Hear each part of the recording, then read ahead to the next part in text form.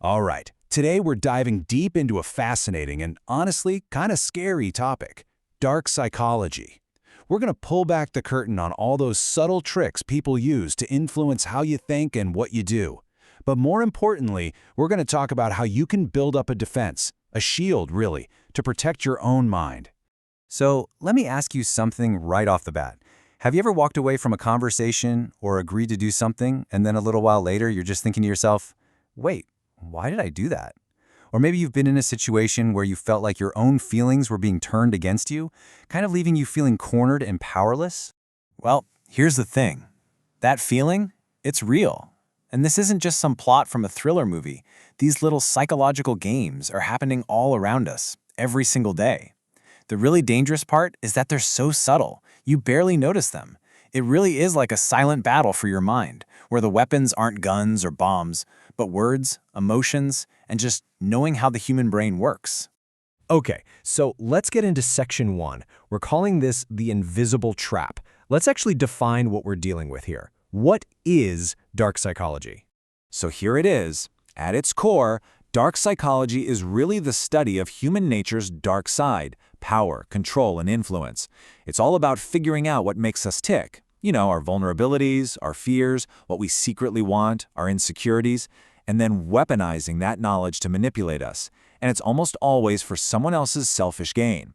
It's the art of planting an idea in your head and making you believe it was yours all along. And believe me, this isn't some rare, out there thing.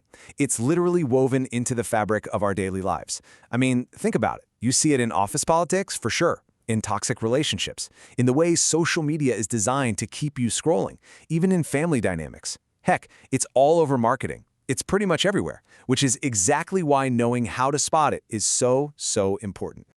All right, let's get to the juicy part. Section 2, the manipulator's toolkit. So how do they actually do it? What are the specific tricks and tools they use to get inside our heads? Let's open up this toolkit and see what's inside. So here are some of the heavy hitters, the most common tools in the manipulator's arsenal. You've probably heard of some of these, right? Emotional mirroring, gaslighting, classic guilt trips. We're also going to talk about fear-based control and isolation. They all work in different ways, but the goal is always the same: control. So let's unpack these one by one so you can see them coming a mile away. First up, emotional mirroring. This one is super sneaky but incredibly powerful. You know when you just click with someone? Well, a manipulator can fake that. They'll subtly copy your body language, your way of talking, even the expressions you make. And your brain, on a subconscious level, just goes, hey, this person is like me. They get me. It's a shortcut to trust, and it makes you lower your defenses before you even realize it. Okay, now this one is seriously dangerous. Gaslighting. It's where someone slowly and methodically makes you doubt your own reality. They'll say things like, that never happened, or you're just being overly sensitive, or you're crazy for thinking that. Over time, this constant chipping away at your perception makes you doubt your own memory, your own sanity, until you become completely dependent on them to tell you what's real. It's just awful. The classic guilt trip. I think we've all been on the receiving end of this one at some point. It's basically a form of emotional blackmail. The manipulator makes you feel like you're a bad person, a bad friend, a bad partner, a bad child, if you don't do what they want. You know the line. If you really cared about me, you would. It puts you in a position where you feel like you have to give in just to prove you're not a terrible person. You know, our brains are just hardwired to avoid pain and respond to fear. And manipulators know this. They use it against us by creating this sense of urgency or dread. They suggest that if you don't do what they want, something bad will happen. A perfect example is in marketing, with all those limited time only or only 3 left in stock messages. It's designed to trigger your fear of missing out, your FOMO, so you make a quick emotional decision instead of thinking it through logically. Okay, this next part is absolutely crucial because we need to draw a really clear line in the sand. Not all influence is bad, right?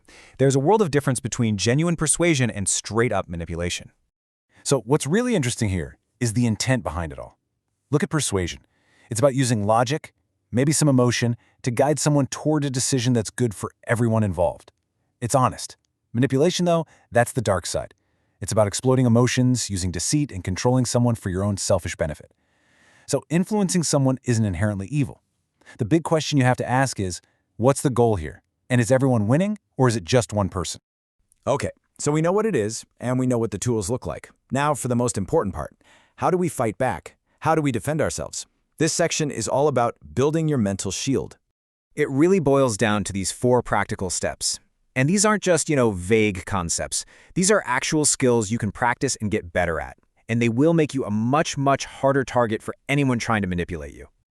Step 1 is all about building self-awareness. Think about it. A manipulator is looking for your emotional buttons to push. They're looking for your weak spots. So if you don't even know where those buttons are, how can you protect them? You need to know yourself. What makes you tick? What you're afraid of? What you're insecure about? Because once you know your own vulnerabilities, you can see when someone's trying to use them against you. Next up, setting emotional boundaries. This is your fortress wall. You have to learn to say no and not feel guilty about it. Manipulators love people with weak boundaries because they can just walk all over them. When you clearly define what you will and will not accept, you're protecting your own energy and your own mental peace from those guilt trips and that emotional pressure.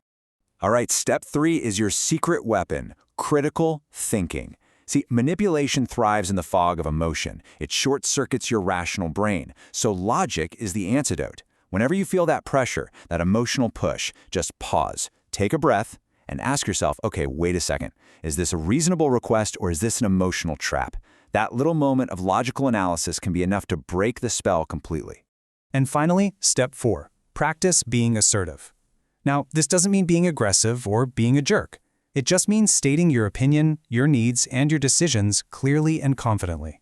Manipulators tend to prey on people they see as passive or easy to roll over. When you carry yourself with confidence, you're sending a clear signal. I respect myself and I won't be pushed around. It makes you a far less attractive target. And this really brings us to the most important point of this whole explainer. This knowledge, it's a mental shield, not a psychological weapon. The point of learning all this isn't to go out and use it on other people. Not at all.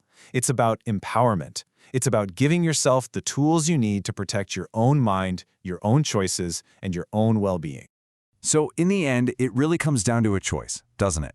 Now that you can see how these psychological games are played, you have the power to spot the strings before someone tries to pull them.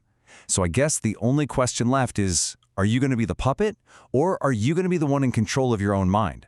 The choice is yours.